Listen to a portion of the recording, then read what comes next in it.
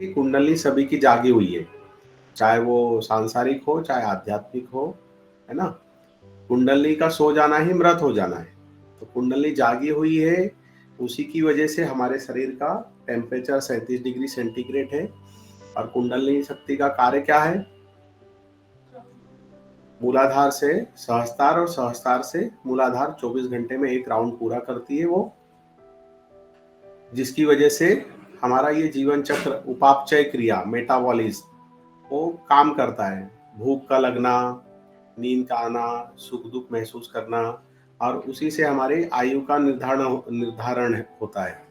मतलब एवरेज, अभी आज की तारीख में एवरेज देखें तो 70-75 साल आदमी जीता है ना। तो अब वो टेम्परेचर 37 डिग्री है और एवरेज जीने का शरीर की आयु 75 वर्ष है। आध्यात्मिक साधना के द्वारा उन चीजों को अपने अधिकार में लेकर के और उस तरह से जब किया जाता है तो आयु शरीर की बढ़ जाती है। पुराने जमाने में पहले जो योगी ऋषि मुनि होते थे उनकी आयु काफी होती थी, और आज भी हिमालय में बहुत से ऋषि मुनि हैं जिनकी कई वर्षों से वो अभी हैं साधना में, तपस्या कर रहे हैं। तो चेतना को स्थिर कर लेना, ऊर्जा के क्षय को रोक लेना, है ना। अभी हम जो ऊर्जा कहाँ से ग्रहण करते हैं? जो हम पानी पीते हैं, खाना खाते हैं, है ना। तो वो जो है प्राण ऊर्जा वहां से प्राप्त होती है। अभी वो प्राण को ऊर्जा वायु से, सूर्य के प्रकाश से, अलग अलग तत्वों से भी ग्रहण किया जाता है।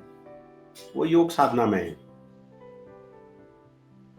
तो अभी कुंडली कैसे राउंड करती है पूरा? सुबह जो है 5:30 से 6-7 बजे तक वो मूलाधार में होती है, जिससे मल का निष्कासन, भूमि तत्व को नियंत्रण वो करती है।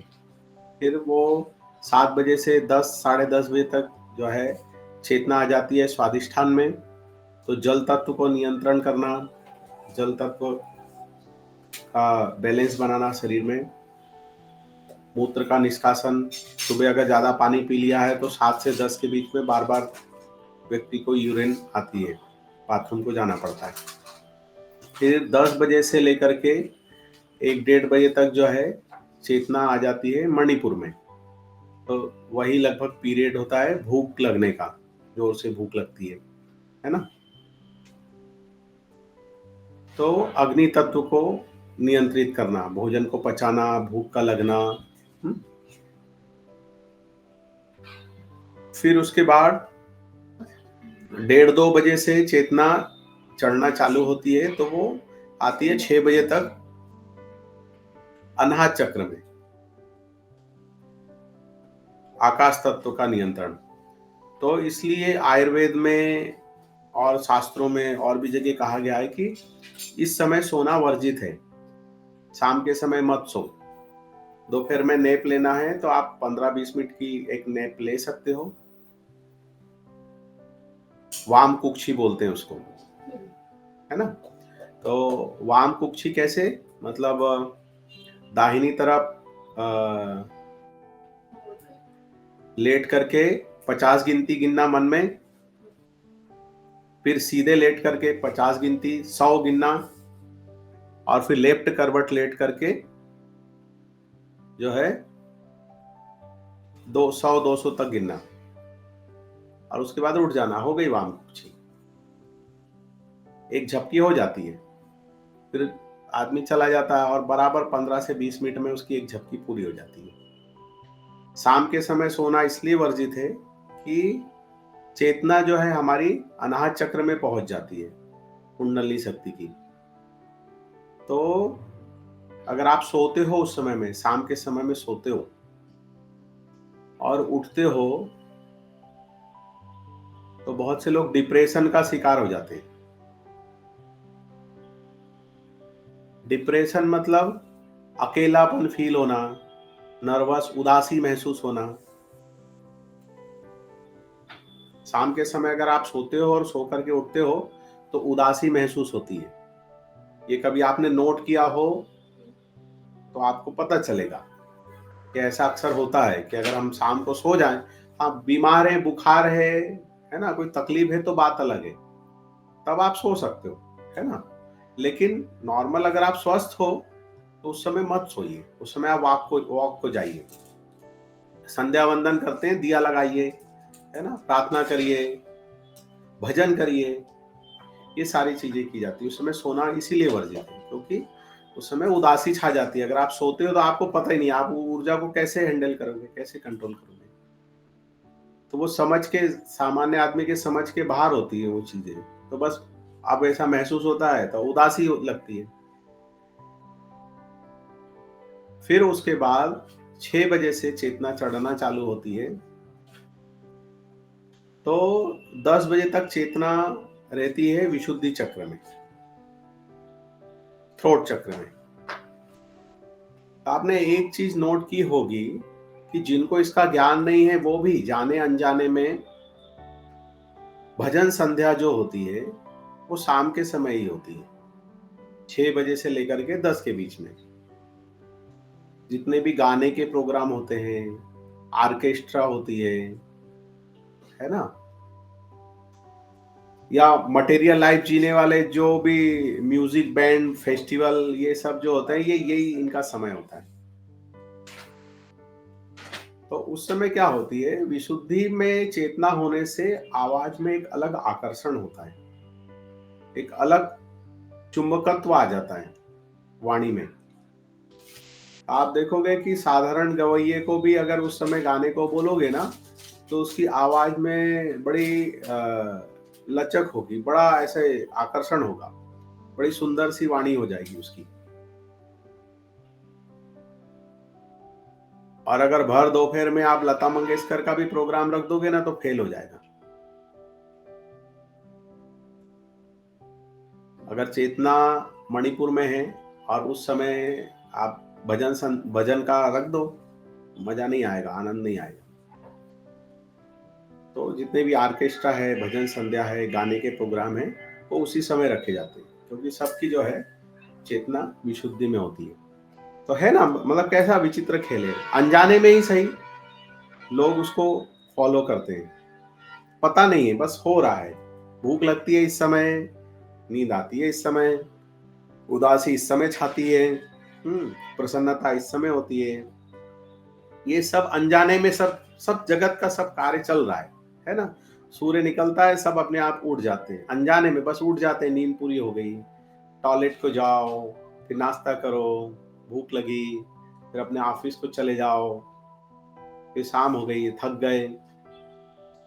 तो ये सारी चीजें चल रही है, अपने आप चल रही है, लोग उसको फॉलो कर रहे हैं, उसके अनुसार चल रहे हैं। तो माया नचा रही है और हम नाच रहे हैं, यही माया है।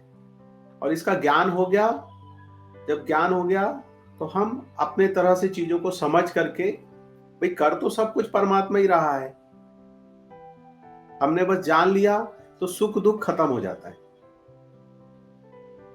सुख दुख कब तक होता है? जब तक ज्ञान नहीं है तब तक ही सुख दुख होता है। और जैसे ही वस्तु का, स्थिति का ज्ञान हो गया ना, तो दुख चला जाता है। एक छोटी सी कहानी सुनाता हूं कि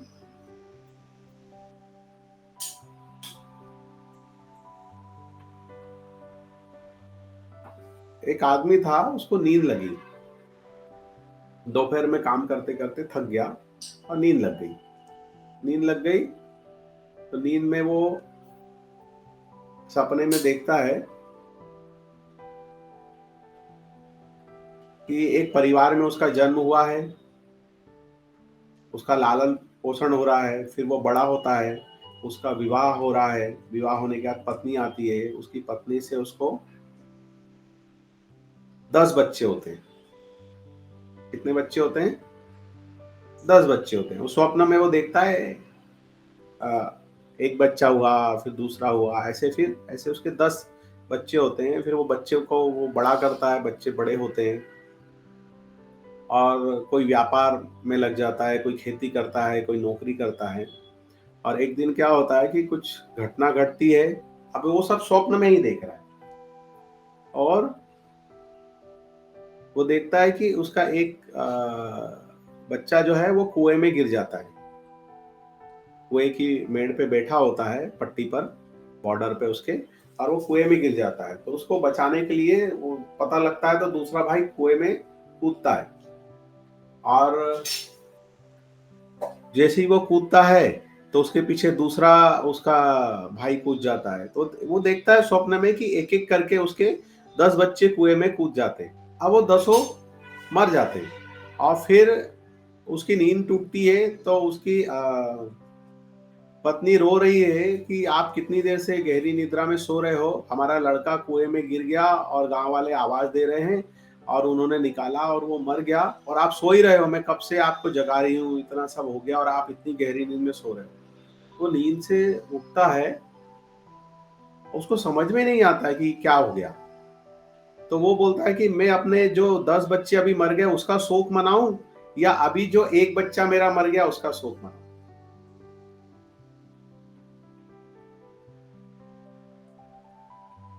आप समझे कहानी का मतलब कि माया कैसी है। वो स्व बहुत थक गया था और सो गया, और स्वप्न में उसने 10 अपने लड़कों को देखा और 10 लड़के स्वप्न में एक एक करके मर गए। और फिर जब 10वां मर जाता है, ऐसा वो स्वप्न में देख रहा है, और इतने में उसकी पत्नी उसको हिला हिला के बहुत गहरी नींद में रहता है। वो हिला हिला के जगाती, रो रही होती, विलाप कर रही होती है, और फिर जब वो नींद से उठता है तो उसको बोलती कि आप कैसे सो रहे हो बिल्कुल एकदम असुर की तरह, हमारा लड़का कुएं में गिर गया और वो मर गया, लोगों ने उसको निकाला, और आप सो रहे हो। तो वो एकदम उठता है और वो बोलता है कि मैं किसका शोक मनाऊं, किसका दुख मनाऊं, जो अभी 10 लड़के मर गए उसका दुख मनाऊं, या जो अभी एक मरा उसका दुख मनाऊं। तो माया का खेल कितना विचित्र है कि वो भी स्वप्न है और ये भी स्वप्न है, बस सब स्वप्न में सब कुछ चल रहा है। आदि गुरु शंकराचार्य कहते थे ये मायामयी है जगत, सब कुछ स्वप्न है। अब सब कुछ स्वप्न है तो स्वप्न में ही मैं ही हूँ और स्वप्न में सब है, ऐसा वो बोलते थे। भगवान का स्वप्न चल रहा है, भगवान एक स्वप्न देख रहे हैं और उसमें सब भगवान की सब लीला चल रही है। तो एक बार शंकराचार्य जी के पीछे एक पागल हाथी लग गया और शंकराचार्य जी भागने लगे, भाग रहे हैं। तो लोग उनसे कहते हैं कि गुरुजी आप तो बोले थे ये सब माया है, तो फिर आप क्यों भाग रहे हैं। तो शंकराचार्य जी बोले कि हाँ सब माया है, अब माया का ही हाथी है और माया में ही तो मैं भाग रहा हूं। ये एक अवस्था है ज्ञान की, क्योंकि इसको शब्दों के द्वारा नहीं समझा जा सकता है। साधना से ही वो ज्ञान प्राप्त होता है, साधना से ही वो चीजें समझ में आती है। कहने के लिए तो कहानी कह दी, अभी जैसे बता दिया कि भाई मूलाधार में सुबह चेतना होती है, फिर 10 बजे स्वादिष्ठान में होती है, दोपहर में 1:30-2 बजे जो है मणिपुर में होती है, फिर अनाहत में होती है। तो ये मोटा मोटा समझ में आ गया, लेकिन ये महसूस होती है क्या?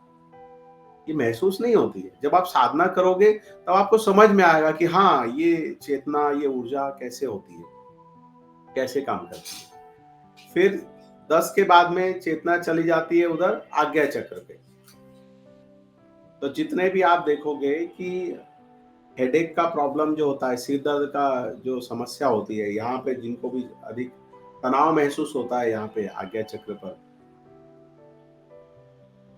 वो लगभग यही टाइम होता है, 10:30 से 11 11:30 के बीच में। सारे झगड़े जो आप देखोगे, बुद्धिवादी लोगों के जो झगड़े होते हैं ना, इसी समय होते हैं। दिमाग लड़ा के जो झगड़े करते हैं ना, ईगो हर्ट हो गया, और जो झगड़े होते हैं वो इसी समय होते हैं। सबसे ज्यादा ड्रिंक करते हैं जब किसी के अहंकार को चोट हो जाती है, या उसको समझ में आता है कि ये संसार में क्या चल रहा है, ज्ञान तो कुछ नहीं है। तो फिर वो जितने भी आप देखोगे एल्कोहल पीने वाले जो लोग हैं, ये इस पीरियड में ज्यादा लोगों का, एल्कोहलिक लोग इस समय अल्कोहल ज्यादा पीते हैं। लड़ाई झगड़े घर परिवारों में इस समय ज्यादा होते हैं। और फिर उसके बाद जो है चेतना चली जाती है सहस्त्रार में। 12 बजे, तो शक्ति का शिव से मिलन हो जाता है, प्रकृति का पुरुष से मिलन हो जाता है। अब आप समझ गए, पुरुष अर्थात आत्मा, पुरुष अर्थात मेल और फीमेल नहीं, है ना। गीता में जो पुरुष शब्द संबोधित किया है, शब्द का यूज किया गया है, पुरुष अर्थात आत्मा, तो प्रकृति का पुरुष से मिलन हो जाता है, तो वो माया की वजह से गहरी नींद आती है। आपको वो ज्ञान ना हो उसके लिए वो नींद आती गहरी। तो 12 बजे आप देखोगे कि आप बैठे हो और फिर नींद आने लगती, तो आप सोने चले जाते हो कि नींद आ रही है। लेकिन अगर कोई कहता है ना कि अरे थोड़ी देर और बैठो, थोड़ी देर और बैठो, तो जैसे ही आप कहते हो कि अच्छा चलो ठीक है, और जैसे ही आप बैठे और 12:10 हो गए, तो आप क्या कहते हो, अरे अब नींद भग गई। सामान्य बोलचाल में आपने सुना होगा कि कहते हैं कि अब 12 चूक गए, मतलब शार्प 12 बजे बहुत गहरी नींद आती है, झपकी आती है, और आप जागे रहे, जबरदस्ती अपने आप को जगा के रखा, तो फिर क्या कहते हैं, अब 12 चूक गए, अब नींद चली गई, गुड मॉर्निंग हो गया। उस समय जब आप सो जाते हो तो जो है प्रकृति पुरुष से मिलती है, तो उसको कोई ना देखे, कोई ना समझ पाए, इसके लिए वो व्यवस्था की गई है। फिर 12 के बाद जो है शक्ति जो है शिव से मिल करके, अब आप समझ गए, शिव, शक्ति, प्रकृति, पुरुष, है ना, ये सब हमारे अंदर ही है। तो फिर जब चेतना नीचे आना चालू होती है, अब वो नीचे की तरफ गमन करती है 12 के बाद, तो फिर वापस विशुद्धि में आती है। फिर उसके बाद जो है अनाहत में आती है। तो जितने भी आप देखोगे कि आकाश में उड़ने वाले स्वप्न हैं, आकाश से गिरने वाले स्वप्न हैं, पहाड़ पे चढ़ने वाले, पहाड़ से गिरने वाले, ये सारे जो स्वप्न हैं 2 बजे के करीब आते हैं, 1:30-2 बजे के करीब रात्रि में। और अगर आप स्टूडेंट लाइफ में, आपको याद होगा कॉलेज वगैरह में जब पढ़ते होगे, रात जागरण करते हो और पढ़ाई करते हो, तो बराबर 3, साढ़े 3 बजे, 4 बजे भूख लगती है जोर से, है ना। उसके पीछे क्या कारण है, चेतना जो है वो मणिपुर में आ जाती है। मणिपुर में चेतना आती है तो भूख लगती है।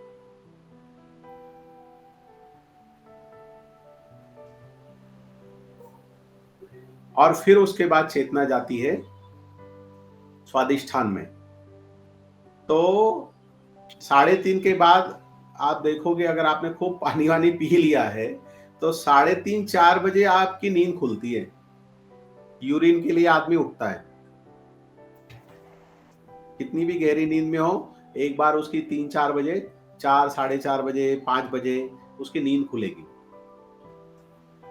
और वो बाथरूम को जाएगा, यूरिन पास करेगा, और फिर आके बिस्तर में पानी वानी पिएगा और सो जाएगा। ऐसा क्यों, चेतना जो है वो स्वादिष्ठान में आ जाती है। तो ये जब मणिपुर से स्वादिष्ठान में आती है, लगभग उस पीरियड में अगर आपने ऊट पटांग खाया है रात में, और वो खाना पच रहा होता है, तो खाना जो है बोलते ना 3 घंटे पहले, सोने के 3 घंटे पहले आप भोजन करो, और 1 घंटे भोजन किया तो 1 घंटे बाद पानी पियो। कई बार हम देर रात को 11, साढ़े 11 बजे, 10:30 बजे खाना खाते हैं, खूब पार्टी करते हैं, ठूस ठूस के खा लेते हैं और सो जाते हैं। मटर पनीर और आलू के पराठे और राजमा चावल, ये सब पार्टी सार्टी में। जबकि अच्छा हेवी खाना कब खाना चाहिए, दोपहर में, और शाम के समय हल्का भोजन करना चाहिए। लेकिन हम भारी हेवी खाना खाते हैं, भोजन करते हैं और सो जाते हैं। तो जब वो 3 बजे चेतना मणिपुर में आती है ना, तो उस समय फिर पेट में गैस बनती है, पेट ऐसा फूल जाता है। तो एवरेज आप देखोगे 80% हार्ट अटैक के जो केस होते हैं, वो 3:30, 4, 5 बजे ही होते हैं। आपने सुना होगा, आपके रिश्तेदारों में, परिवार में, कहीं पे भी, भाई अटैक आया था, तो कितने बजे आया, बोले वो गुजर गए, बोले समझा ही नहीं, 3-4 बजे अटैक आया उनको। ज्यादातर अब आप अपने शहर में एम्बुलेंस की आवाज सुनोगे, आप 3-4 बजे के टाइम पर ही सुनोगे। अब आज तक आपको इसका ज्ञान था क्या? ये सब चीजें देखो, आप अब आपके एकदम एकदम आपको चेतना जाग गई, आपको समझ में आया कि हाँ वाकई में ऐसी जीवन में सब चल रहा है चारों तरफ। फिर वो गैस ऊपर की तरफ चढ़ती है और हार्ट को दबाती है और अटैक आ जाता है। तो इसलिए आप आहार विहार अच्छा रखते हैं तो शरीर स्वस्थ रहता है। ये शरीर जो है तंत्र की तरह काम करता है।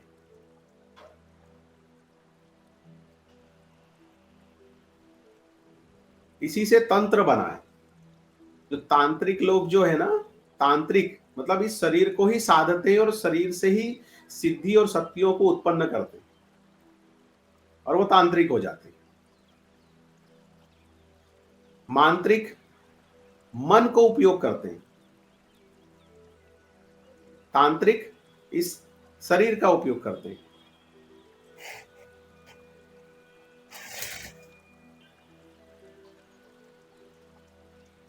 और एक योगी मन और शरीर दोनों का उपयोग करता है। तो ये शरीर हमारा क्या है, मन क्या है, ये सब माध्यम है उस परमात्मा तक पहुंचने के लिए। क्योंकि आगे जाकर के आप देखोगे कि मन जैसी भी कोई चीज नहीं है, शरीर भी, शरीर जैसी भी कोई चीज नहीं है, वो आत्मा के साथ नहीं है। आत्मा तो इन सब से मुक्त है ना। तो इस एक टूल्स की तरह यूज करते हैं और फिर सबको छोड़ देना। और फिर आप देखोगे कि फिर चेतना वापस जो है वही 5:30 6 बजे 7 बजे तक मूलाधार में आ जाती है। और वही हमारा लाइफ सर्कल है, वही रूटीन है। अब ये सब के बीच में एक कल हमारी चर्चा हुई थी खेचरी मुद्रा पर, है ना। जीभ को आप उल्टा रखिए और वो जो है ब्रह्मरंध्र से अमृत बिंदु पीता है, नेक्टर कहा है ना। तो वो जो अमृत बिंदु का जो समय है वो 3:30 से 4:30 बजे का समय है। अमृत बिंदु तब गिरता है जब आपकी चेतना मणिपुर में होती है। अब ये चीज आप समझ के लेना, 3:30 से 4:30 के बीच में। ऐसे ही आपका अमृत बिंदु दोपहर के समय में भी होता है,